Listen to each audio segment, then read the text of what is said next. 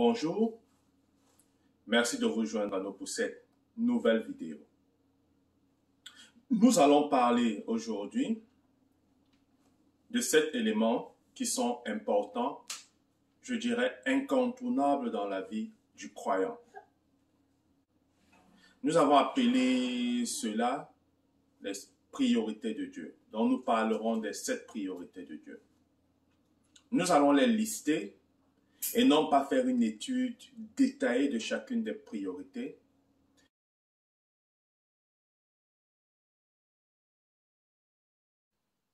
Le premier point, c'est le sang de Jésus-Christ.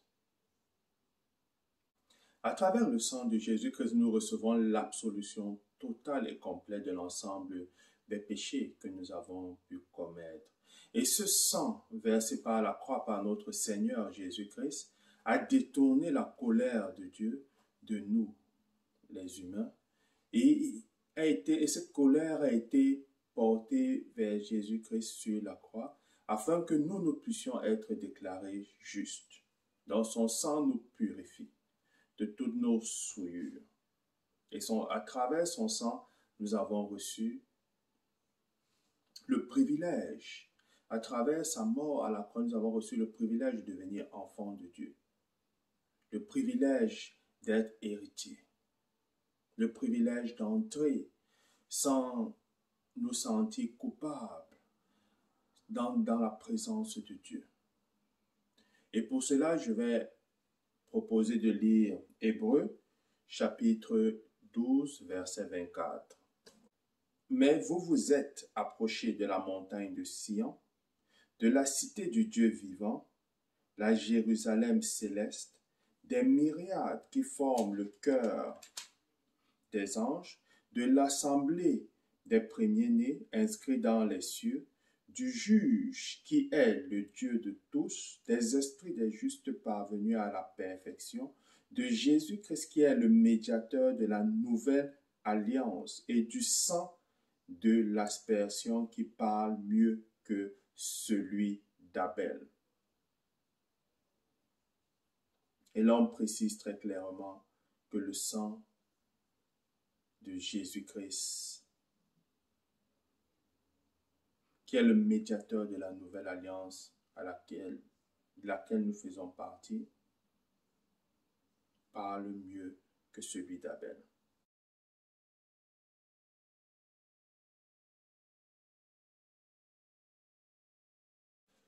Le deuxième point important, ou la deuxième priorité, est la fraternité et la communion avec Dieu. En effet,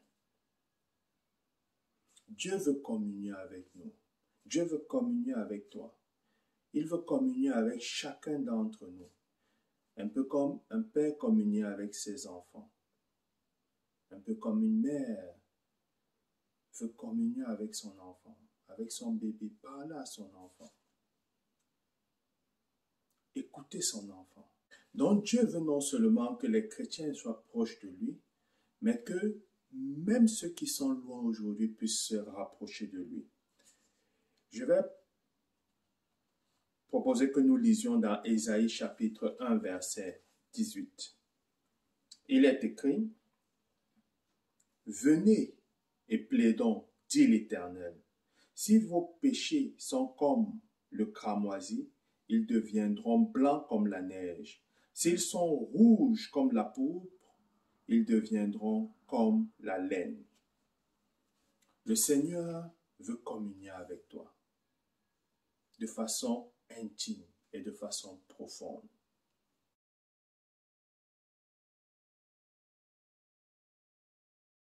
La troisième priorité, c'est Jésus-Christ est vivant.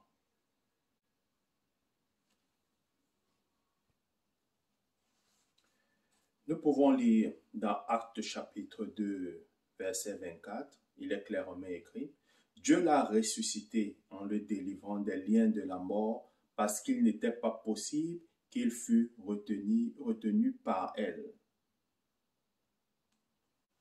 Et tu pourras aussi lire Hébreux chapitre 2 de 9 à 15.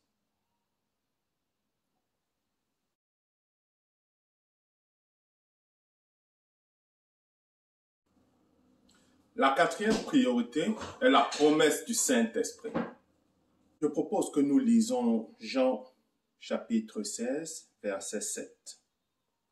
Jean chapitre 16, verset 7. Il est écrit: Cependant, je vous dis la vérité, il vous est avantageux que je m'en aille, car si je ne m'en vais pas, le consolateur ne viendra pas vers vous. Mais si je m'en vais, je vous l'enverrai.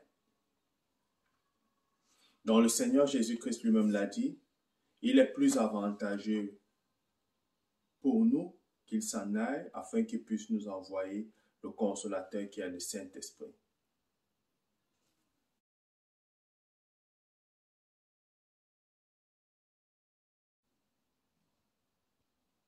La cinquième priorité, c'est d'annoncer l'évangile.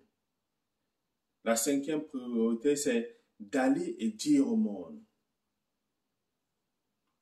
Nous devons aller dire au monde ce que Christ a fait. Nous devons aller annoncer la bonne nouvelle. Je propose de lire dans Marc chapitre 16, verset 15. Il est écrit: Puis il leur dit, allez par tout le monde et prêchez la bonne nouvelle à toute la création. Celui qui croira et qui sera baptisé sera sauvé, mais celui qui ne croira pas sera condamné. Donc clairement, le verset 15 nous dit, allez par tout le monde et prêchez la bonne nouvelle à toute la création.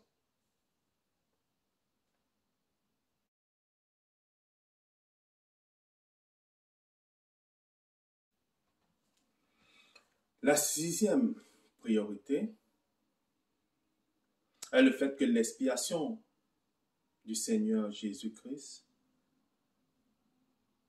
est éternelle. L'expiation que le Seigneur Jésus-Christ a faite sur la croix pour nous et pour nos péchés est éternelle et dure toujours. Je proposerai que nous lisions Éphésiens chapitre 1, verset 4. Il est écrit: En lui, Dieu nous a élus avant la fondation du monde pour que nous soyons saints et irrépréhensibles devant lui. Nous devons permanemment nous rappeler cela. Ce que le Seigneur a fait sur la croix pour nous, l'expiation de nos péchés faite pour nous est éternelle.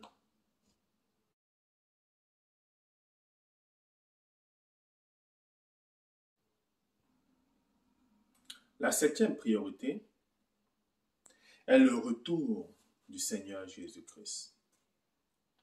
Et comme nous le savons, ou comme nous pensons le savoir, parce que nous ne savons jamais assez, c'est que le Seigneur Jésus-Christ revient bientôt. Et nous avons plusieurs passages dans la Bible qui nous permettent d'étayer ce sujet et de le démontrer, de le confirmer. Je propose que nous lisons dans Actes chapitre 1, les versets 10 et 11. Il est écrit: Et comme ils avaient les regards fixés vers le ciel pendant qu'ils s'en allaient, voici, deux hommes vêtus de blanc leur apparurent et dirent: Hommes galiléens, pourquoi vous arrêtez-vous à regarder le ciel? Ce Jésus qui a été enlevé au ciel du milieu de vous viendra de la même manière que vous l'avez vu allant au ciel. Donc clairement, les anges, dès le départ, juste pendant ou après l'ascension du Seigneur Jésus-Christ, l'ont clairement dit. Le Seigneur revient et nous le verrons. Et je pourrais t'encourager à lire les versets suivants. 1 Thessaloniciens chapitre 3, versets 12 et 13. Apocalypse chapitre 20, les versets 11 à 15. Apocalypse chapitre 21, les versets 10 et 11. Apocalypse chapitre 21, les versets 22 et 27. Et merci beaucoup d'avoir pris le temps de regarder la vidéo. Merci de partager tes commentaires. Que le Seigneur te bénisse.